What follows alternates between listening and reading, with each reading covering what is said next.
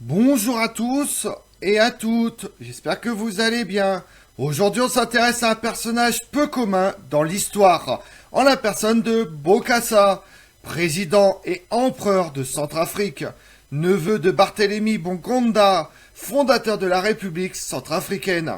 Militaire dans l'armée française pendant la guerre d'Indochine, dans laquelle il finit avec le grade de capitaine et de nombreuses décorations, dont celle de la Légion d'honneur. Il devient chef d'état-major de l'armée centrafricaine après l'indépendance de son pays. Le 31 décembre 1965, il prend le pouvoir en renversant le président David Dacko, se faisant successivement nommer président à vie en 1972, maréchal en 1974, puis en présence de nombreux chefs d'État étrangers, africains et européens, couronné empereur sous le nom de Bokassa Ier, d'un empire centrafricain créé un an plus tôt. Vous voulez en savoir plus sur Bokassa? Venez avec moi. L'image devait frapper les imaginations. Soudain, l'homme à la robe chamarrée, portant sur ses épaules un manteau de 12 mètres en velours rouge, entièrement doublé d'hermine, brodé d'aigles, de soleil et d'étoiles d'or. Soudain, cet homme-là se lève, se saisit d'une énorme couronne, au milieu de brillants, surmontée de diamants de 58 carats, et se la pose sur la tête, se sacrant ainsi empereur, exactement comme un certain Napoléon Bonaparte 173 ans plus tôt. Comment un dictateur africain pouvait-il se livrer à un tel acte? Bokassa Ier, ce sacre, cette cérémonie somptueuse, ce trône démesuré en or et en forme d'aigle, cette débauche de richesse pouvait faire rire. Mais c'était oublier un peu vite que la République française avait largement contribué à l'organisation et au financement du sacre, que notre pays était officiellement représenté par l'un de ses ministres, que le directeur de l'information d'Antenne 2 s'était déplacé pour interviewer en direct Bokassa Ier. Preuve évidente de l'importance de l'événement. Le cousin germain de Bokassa, David Dacko, devient le premier président de la République centrafricaine fraîchement indépendante. Ce dernier fait appel au service de son cousin pour réorganiser l'armée du pays et le nomme colonel, conseiller militaire puis chef d'état-major en 1964. Le gouvernement de David Dacko est confronté à plusieurs problèmes lors des années 1964-1965. L'économie stagne, l'administration commence à se déliter et les frontières du pays sont constamment franchies par les partisans du Patrice Lumumba au sud et par les rebelles de l'armée de libération populaire soudanaise à l'est.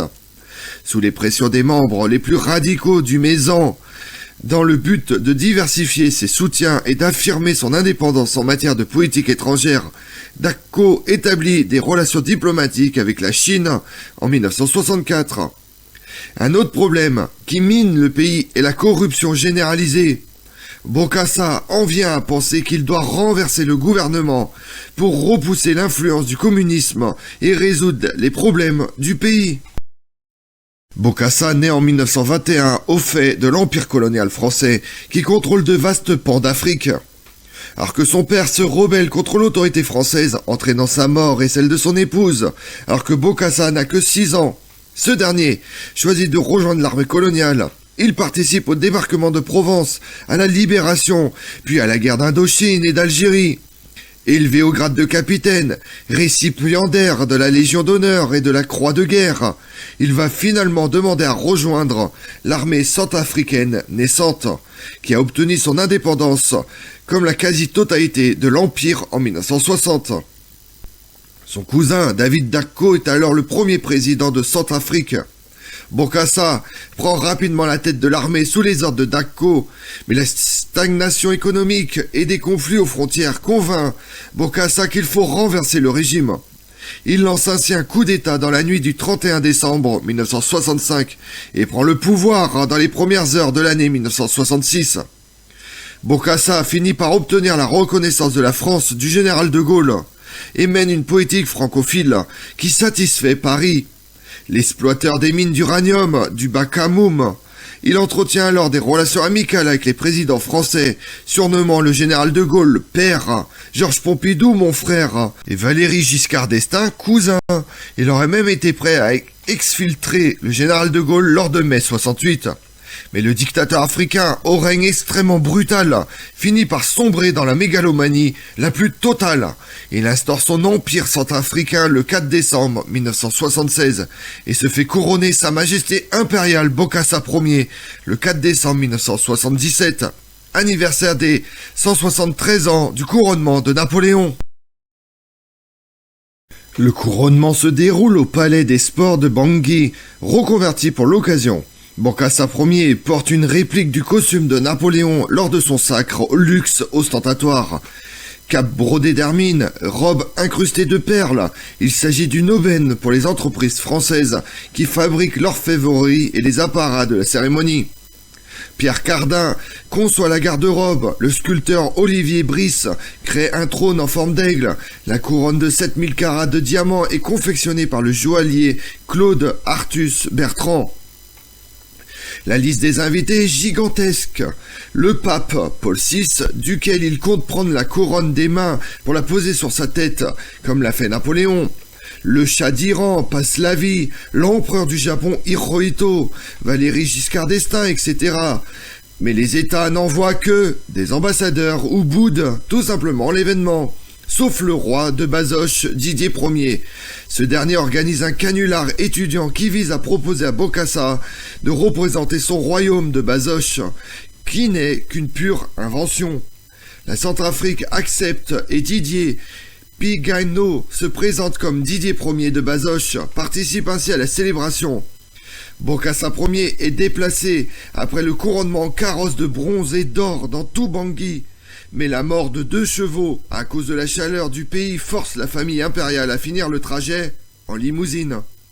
La cérémonie coûte au final 100 millions de francs, payés en partie par le colonel Kadhafi et par une imposition exceptionnelle. C'est le quart du budget annuel de Centrafrique qui est ainsi dépensé pour l'ego du dictateur. La folie des grandeurs ne s'arrête pas à ce couronnement, alors que les relations avec la France se tendent. L'empereur a maintenant ses yeux sur la bombe atomique. Le 20 septembre 1979, alors que Bokassa est en Libye, les forces spéciales françaises prennent possession de Bangui et David Dacko proclame le retour de la République. En parallèle, le Canard enchaîné révèle l'affaire des diamants de Bokassa. Valéry Giscard d'Estaing aurait obtenu en 1973 de coûteux diamants comme cadeau de la part du dictateur, embarrassant le président français qui vient de renverser un ancien allié. Bokassa s'exile en France, mais revient en Centrafrique en 1986, où il est immédiatement arrêté. Il finit condamné à la peine de mort, jugement transformé en réclusion criminelle. Il est amnistié en 1993 et meurt 3 ans plus tard d'un arrêt cardiaque à Bangui, loin de toute couronne. Comme on l'a vu, dictateur africain qui à un moment fait partie des 3 seuls empereurs au monde, possédant une histoire rocambolesque qui s'est achevée peu après sa montée sur le trône. Bokassa peut revendiquer faire partie de ceux qui sont partis d'un village pour arriver au sommet d'un empire, mais sa monarchie centrafricaine, copiant le faste du couronnement de Napoléon Ier, s'est effondrée sous le poids des trop grandes ambitions de son souverain. Je vous remercie d'avoir suivi cette vidéo en ma compagnie. Si vous voulez connaître mes autres vidéos, retrouvez-moi sur ma chaîne YouTube Tout sur l'Histoire avec Damien, mais également sur les réseaux sociaux, Twitter et Instagram, Histoire Damien. Et pensez à liker, commenter et vous abonner. Je vous remercie à tous.